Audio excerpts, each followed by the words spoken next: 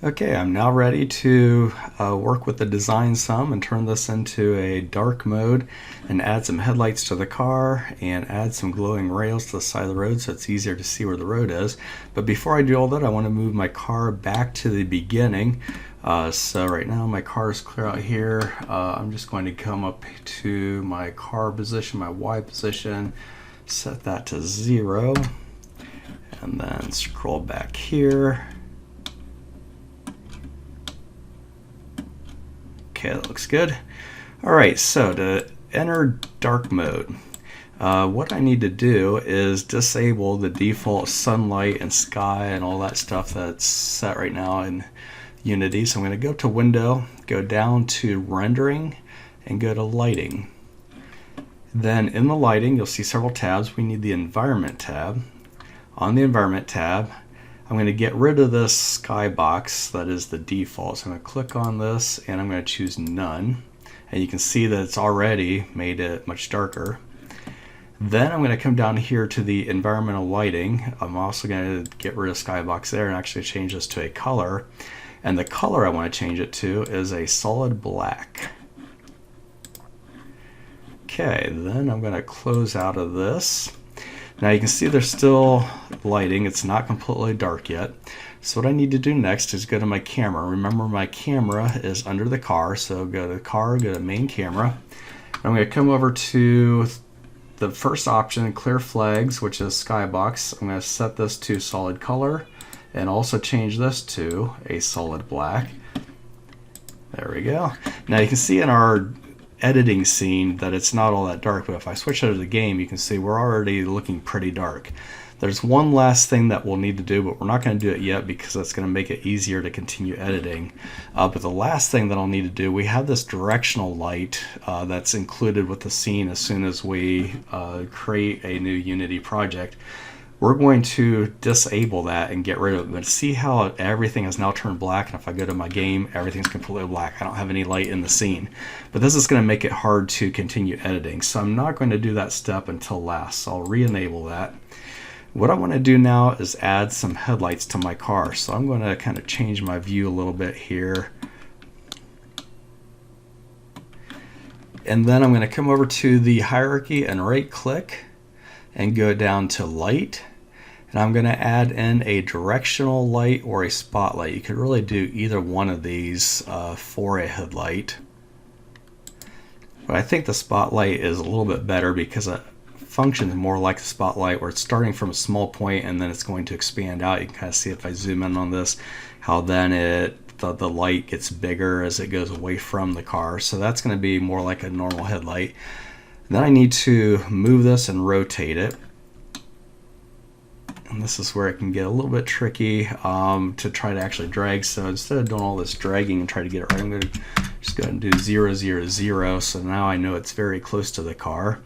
And I'm going to move it a little bit in front of the car and now rotate it.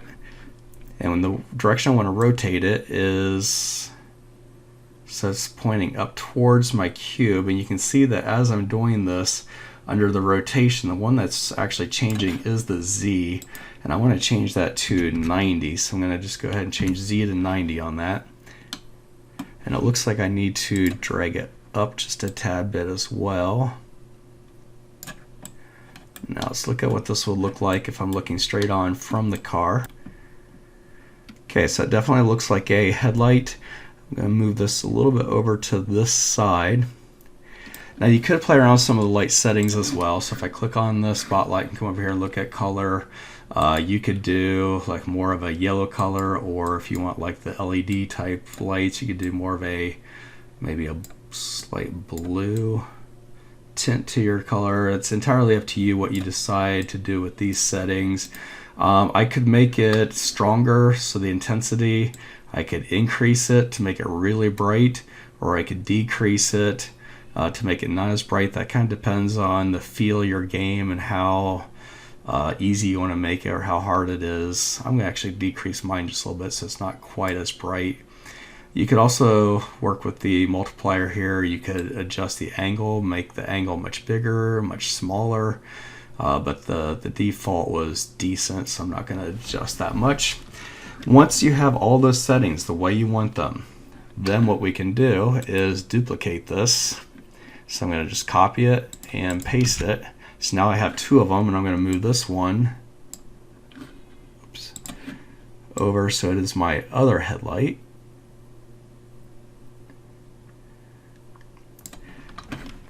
And then I could rename these headlight 1, headlight 2, or I can create another empty and call these my headlights.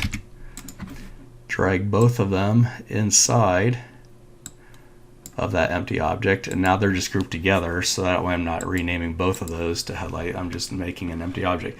Now if we go and drive and test this, you're going to notice that my headlights look decent. It looks like I do need to adjust my left headlight some, but as I go and start driving, my headlights are now behind me. That's a problem. So just like we did with the camera, to get the camera to move with the car, I need to drag my headlights so they are also underneath the car. So now when I go to drive, we can see that the headlights are turning with my car, and as I start driving down, there we go. So I've got headlights. Now once again, this is going to be much darker once we get rid of this directional light, but while we're editing, I'm going to leave that on, because once we turn it off, so like if I go back to it and turn it off now, so that's good, but I can't see my car. So what I'm going to do for my car is add another light, and since we know it's going to have to be following the car, I'm just going to go ahead and create this right underneath the car. So I'm going to right click on car, go down to lights again, and this time I'm going to create a point light. And that point light, I want to be right above the car. So that looks pretty good. And I want it to be shining right on the car. Now let's go look at this in the game. That's pretty bright. Even if I get rid of my directional light, I guess that's not horrible, but still just a little bright for me. So what I'm going to do for this is on my point light, I'm going to decrease its range a little bit.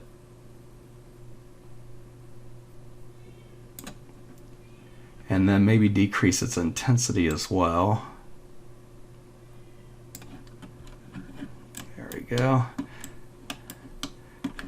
And then maybe move it a little bit closer to the car.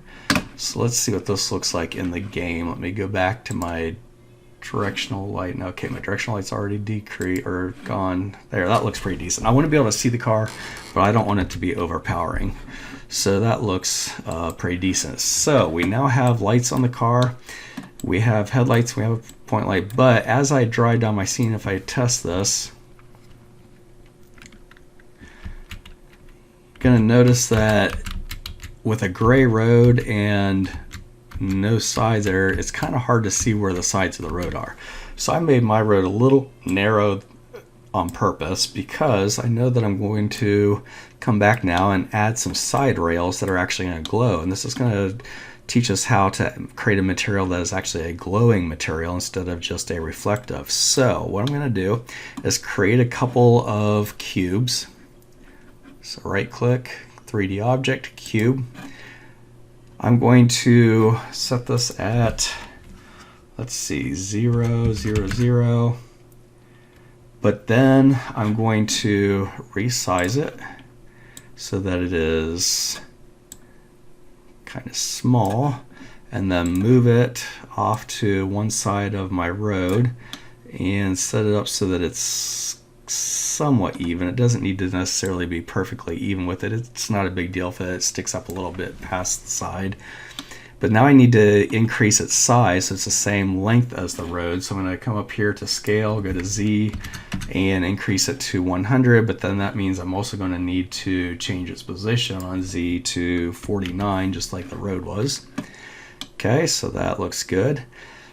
Now before I duplicate it, I'm going to go ahead and add a material to it to make it glow. So to make a glowing material, I need to come down to the assets, right click, go to create, go down to material again, and I'm going to call this like my side rails. Instead of giving an actual color, I could have called it yellow, but I'm just going to call it side rails since it has a specific purpose. And then on this one, I am going to make my side rails yellow. But then I'm going to come down to the option about halfway down, not quite halfway down, that says emission, and click on that. So that's going to cause us to actually emit a color. And then I also need to choose my yellow color in there. So I probably could have just done nothing for the albedo, but I went ahead and added on both of them.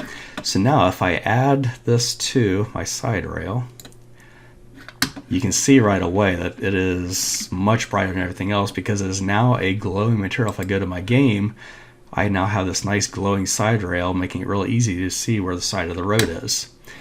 I could make it a little bit smaller to make it not quite so obvious, but I don't mind that. It looks okay. So I'm going to now copy this and paste another copy of it and then drag it over to this side. And now if I hit play, there we go. I now have kind of a cool look to my scene. It's easy to see where my road is so I don't accidentally drive off. And since it's a cube, I can actually go a little bit off the road, and actually I can't even go off the road very easily if I'm moving slow because my rails stick up a little bit. So if I just bump them slow, I don't go over it. But if I go fast, I'm still gonna go flying off, and then off I go.